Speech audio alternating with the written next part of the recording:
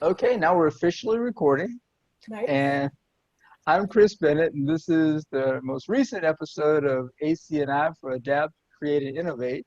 And we have the pleasure of having Jessica Tunon of Netwalking Global uh, today to share her journey of adapting, creating, and innovating in this COVID-19 economy. Jessica, before we start, I just want to send a shout out and thanks to the healthcare workers, the first responders, and the other folks, the Uber Eats drivers and store workers who are allowing us to shelter in place and to do what we do, and very much appreciate your work. So, with that said, officially welcome. And if you could, give us a soundbite about who are you and what is this creative venture you have called Netwalking? Yeah. Um, Thanks for having me, Chris. I'm excited. I started a company called Netwalking, which is a fun name. It's a play off of networking and walking. And I founded it in 2014. It was an opportunity for people to have a new option when they networked. I began it when you attended events. Um, I found a lot of events were the same format and wanted something more fun and enjoyable and memorable. So that was really how it began. Cool. And I have to ask, what's the purpose behind it? Is there an introductory backstory you could share about why you chose that?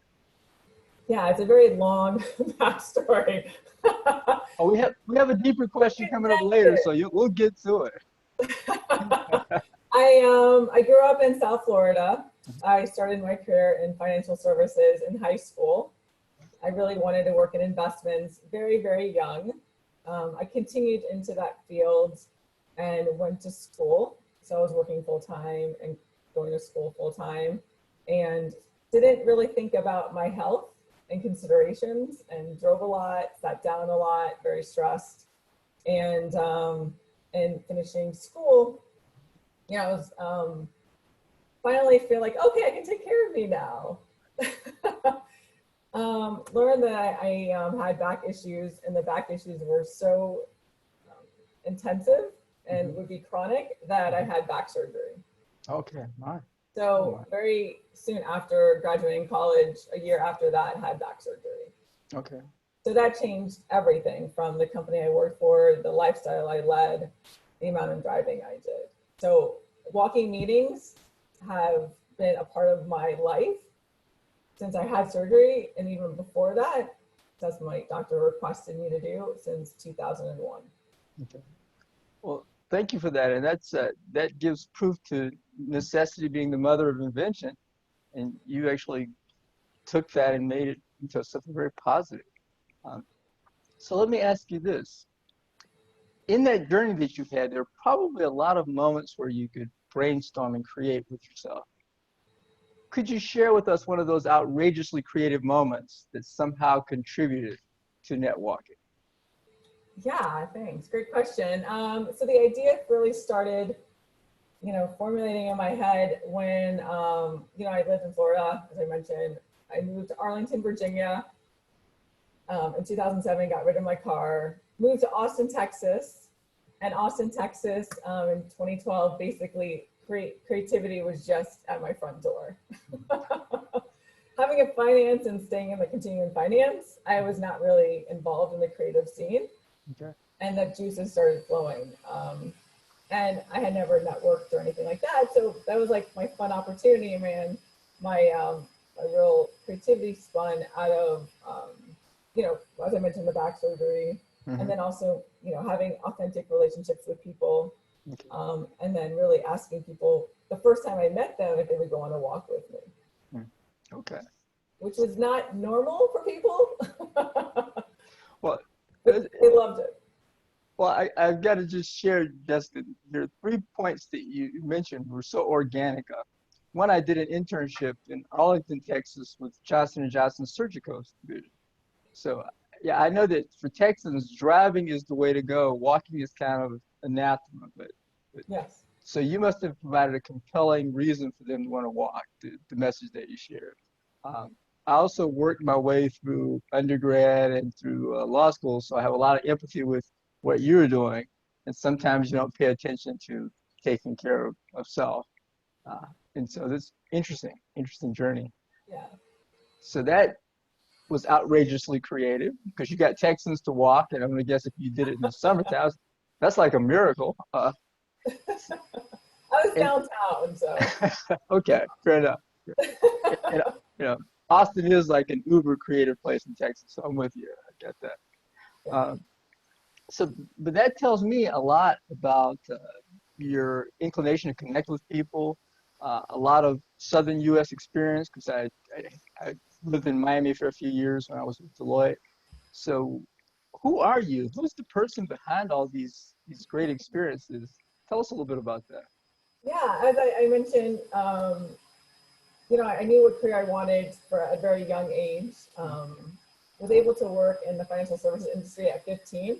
Okay, wow. Actually had an internship at what was then a different name, but now, Smith Barney, it like switched a lot. Hmm. But that was actually my first job and I was in high school. So I was really in-depth in that, and health and wellness was a very much a part of my life. I also played sports, and my parents are very much into exercise. Okay. And that was actually how we connected growing up. Mhm. A lot of people talk about community building through food. Mhm. Ours was doing something memorable. So a lot of it was actually playing sports and exercise and something arts, and very local. So we did a lot of things like parks and, a lot of street kind of, events. Right. So my background really started with, childhood and, Okay. growing up in a very car-centric area. Yes, Florida. Yeah. Yeah. So walking was something that you did when you drove to get there. But that, and then led to like, other chapters, other changes in my life. As I mentioned, I moved to Arlington, Mhm. and learned about the car-free diet, which was a pretty cool thing, I thought, Right. and how much money I would save, which, I've continued on since Mhm. 2008 Mhm. of not having a car. And an opportunity, to move to Austin really got me going in, learning about entrepreneurship, social impact, giving back to my community. Okay. Everyone I had met was so inviting and welcoming, and they were all entrepreneurs themselves, and they, gave back in their own way. So that was just the best thing that ever happened to me, was being able to have, people around me that thought and spoke and lived it, you know. And Well, then I that, moved back to the DC area, in okay. 2013. Well, that does sound like a unique combination, both the athletics and I know families do that, but also athletics and finance and art. It can create some interesting rivalries. I'm going to guess March Madness and some of the other Olympics and big sporting events, your family probably had some very high discussion levels. My mom, not so much. She's not into the TV watching, only live. My dad can recite a lot of things. Okay. We're like much about more about doing than watching. Oh, okay. Folks after my own heart. So with that doer spirit in mind, does that translate into your innovation? Is that one of the driving spirits of you innovate with things that you do, or what is that driving force that's helped you to come up with these Yeah, ideas? honestly, it was kind of like, you're upset with something. Hmm. And so do I want to complain about it or do something about it? You would And do something about it. Yeah. Yeah. Okay. I'm with you.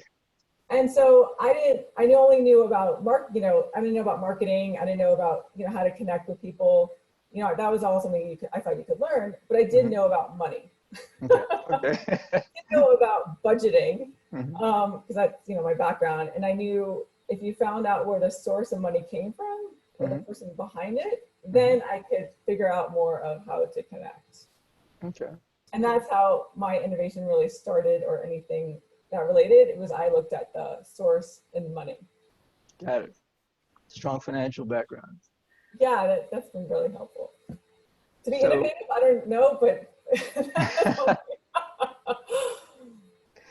Well, that is quite a number of variables that can come together and create some unique combinations. Uh, Finance, being a doer, having an active family connection, and then the whole I'll call it ditch your car, because I actually Yeah. did that in DC. I moved into the city, returned to the city from living out in Germantown, Maryland, and ditched the car because it didn't make economic sense, and Right. I haven't looked back. Yeah. So a lot of different variables, but how do those things come together along with your own innate sense to create value in your terms? Not that question actually. So again, I'm going to put everything back to the financial industry, where, I'm working with CFOs, or the owners of companies, and I create budgets. I look at invoicing, and you see the happy hours, you see everything, and in that direct. Right. And then I thought, we always talk about cost and like the benefit of things. And that's how my life has been, like the cost benefit. And so I'm like, okay, we want to save in healthcare. We want people to feel more connected. We want people to feel more purposeful. All these things is what we're doing for team building and all that, really part of it. And I looked at the financial, like, are we investing in a happy hour for what purpose? Some people, or an annual event, it's like you can spend, or lunch. It's a lot of money that you're spending, but is that really value for the staff? Or are you doing it just because that's something you've done in the past? Okay. Like, are you really that innovative by what you're doing? Are the people who are part of it, like, really enjoying it? Like, those questions are really, really asked. And so for me, it was, I didn't ask for permission to walk while I was at work. I just said, matter of factly, I go for walks. It's an opportunity for me to think, brainstorm, my mental health, to refresh. I mean, there's a lot of information that you already know about there about why the benefits of walking.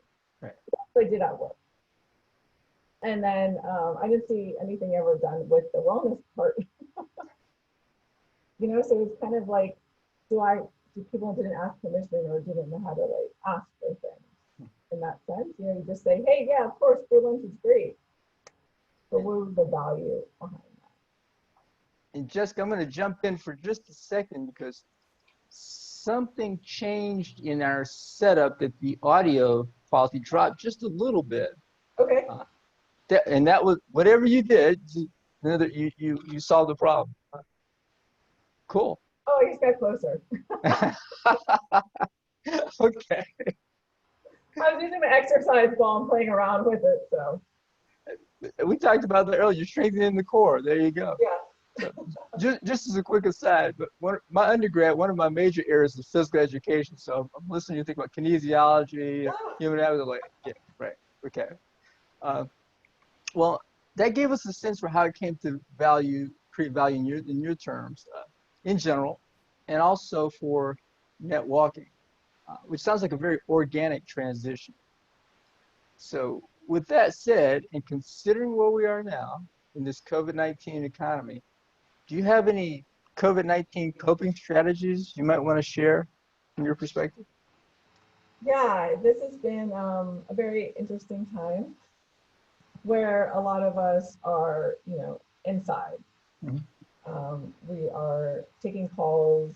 We are, learning to do simple things again from our own home space. And also our habits are changing. So the habits we formed before, going to work is a little bit different than our habits are now. And so that's what I really had started focusing on, were my habits. And how do I make my habits work for me while I'm at home? And how do I add in things that will make it happier for me? Because mentally it's been hard to stay in one place. And I had always used walking as a way to connect to the outside world, but I never thought about walking as how does it connect with me inside. So I'm actually taking phone calls on the phone while moving around and pacing in my home. So if I may just interject, so that would mean you'd be great in a Spike Lee movie because the director, he has those scenes where he has the character walking and like you can see the sky moving in the background. He loves that. And also, I could be a poster person for your program because in the last 2 weeks, I've implemented what I call the morning mile, where Oh, I just get up and go out around the block, either walking or dribbling a basketball or catching a football for a mile. Then do my thing, and then I try to get my exercise later. So that's you're so cool. you're right on target about changing habits. Yeah, and taking calls, right? So a lot Mhm. of us have calls. Is it an opportunity for you to go on a walk then? Yes, of course. And Not so, biased at all. yeah, why not? And letting your, staff, colleague, whoever it is, know, hey, by the way, while we're doing this, I'm gonna go for a walk. Do you want to go on a walk with me? Do you want to set this up as a weekly thing? Mhm. And even video chats. I've seen a lot of video chats where they're done also video. And then also you can go outside and take a call that way. You may not necessarily have your video on, when you're not speaking, Mhm. but like if you're going to talk and just say hello and then the goodbye, that's a great time to be on video. Okay. Well, thank you for that. And now we're at our next to the last question. And in fact, next is the theme. What's next for you and for netwalking? Yeah, so so networking is on Instagram. Mhm. Okay. So and I hope everyone follows and comments and shares, and just being able to engage online, something that I hadn't really done in the past, but really focusing it on now.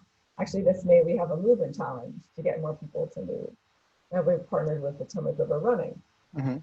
And I say that because still a big core value for me and has added to the company is to give back to entrepreneurs, specifically micro business owners. Okay. I think that's a really important demographic. And just being able to partner with them, which is a family-owned business, and other family-owned businesses, being able to share their value online and what they can do. So that's a lot of the things like working with like Instagram Live and interviewing them, other partnerships, interviewing them as well. And actually going to be recording virtual walks, Okay. which is very Nice. exciting. So everything had always been local, but now we can be able to see it, what it looks like from other parts of the world. Okay. So I'm very excited by that. I think that'll be a cool product line extension for netwalking. Yeah. And so that gets us to our final question, which is open door. Any parting words of wisdom that you might want to share with the audience? Yeah, I think the biggest thing is for us to really take a look at who we are, and if we need to reach out to someone, to reach out to them, and not to really do things ourselves. People want to help. People are there for you, and it might be uncomfortable to do that. And really, it's always been difficult for me to ask for something, but there's something behind it, and to feel more connected, and that you are important, um, and that you can still have memorable, fun experiences now. So just to remember that. Well, Jessica, thank you so much for interviewing with us and for leaving on a positive note, for sharing that message with the audience. And really appreciate your time and wish the best of continued success to netwalking. Great. Thank you so much, Chris. Take care now. Have a great week. Thanks. Goodbye.